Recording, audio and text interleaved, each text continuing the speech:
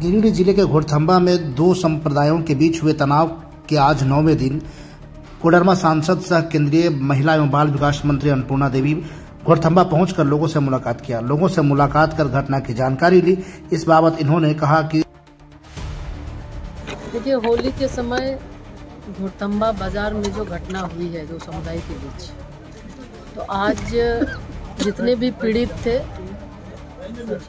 जो जिनका दुकान जल गया है और जिनके दुकान में भी पथराव हुआ है कई, उन सभी से पीड़ितों से मिलकर जो घटना हुई है, घटना के बारे में विस्तृत जानकारी उनसे भी लिए।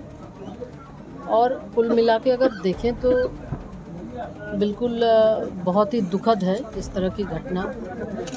और हमें लगता है कि अगर प्रशासन सजग होती तो शायद इतनी बड़ी घटना नहीं घटती।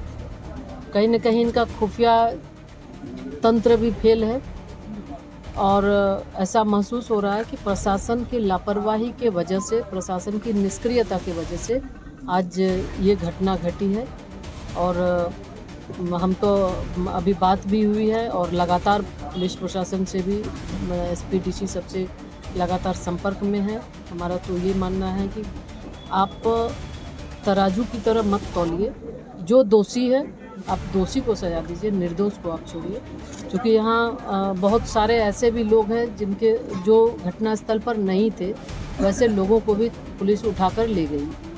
तो हम यही उनसे कहे हैं कि जो भी है आप जांच करके जो निर्दोष है उनको आप छोड़िए और दोषी को जरूर सजा दीजिए। और इस तरह की घटना भविष्य में ना हो, इसकी पुनरावृत्ति ना हो, इसके लिए भी प्रशासन को सजग रहने की आवश्यकता है। और झारखंड में खास करके देखें तो सिर्फ घोड़थम्बा नहीं, लगातार इसके पहले भी देखे इचाक के डुमरौन में भी इस तरह की घटना हुई, शिवरात्रि के अवसर पर नामकुम में हुई। मतलब पूरे प्रदेश के अंदर कहीं ना कहीं अपराधियों का मनोबल बढ़ा है और जिसकी वजह से आए दिन इस तरह की घटनाएं घट रही हैं। सरकार मुखदर्शक बनी हुई है। सरकार को चाहिए कि तुष्टीकरण की नीति छोड़कर जो दोषी हैं वैसे लोगों पर कार्रवाई करे। और सरकार सबके लिए होती है, सरकार किसी व्यक्ति विशेष का नहीं है। सरकार लोकप्रिय सरकार होती है तो राज्य के हित के लिए होती है। तो राज्य के अंदर आपसी सौहार्द, सद्भावना बनी रहे, सरकार को इस ओर ध्यान देना चाहिए। तुष्टीकरण की नीति को छोड़कर जिला प्रशासन से भी कहेंगे कि आप निष्पक्ष होकर आप काम करें ताकि सुरक्षा व्यवस्था बनी रहे, माहौल अच्छा बना रहे और किसी भी तरह से जो निर्दोष है, निर्दोष को किसी भी तरह की कोई उस पर कार्रवाई नहीं।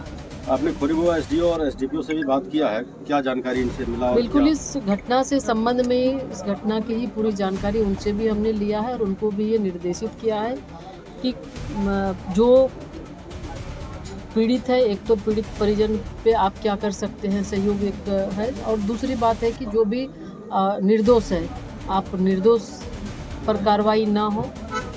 आज बहुत सारे लोग डरे हुए हैं, सहमे हुए हैं और वो घर से बाहर भागे हुए हैं, तो पुलिस के द्वारा उनको परेशान किया जाता है। तो ये उनको कहा गया है कि आप परेशान ना करें, निर्दोष है, उस पर किसी भी तरह कार्रवाई नहीं होनी चाहिए। और वैसे लोगों को भी जो आज बाहर किसी भी जो डर के मारे हैं, तो निश्चित रूप से एक ऐसा माहौल आप यहाँ पे बनाइए ताकि आपसी भय खत्म हो, वैमनस्यता खत्म हो और अच्छे ढंग से फिर यहाँ पे जिस तरह से लोग रहते थे आपस में रहे। दोनों समुदाय से कुछ कहना चाहेंगे आप?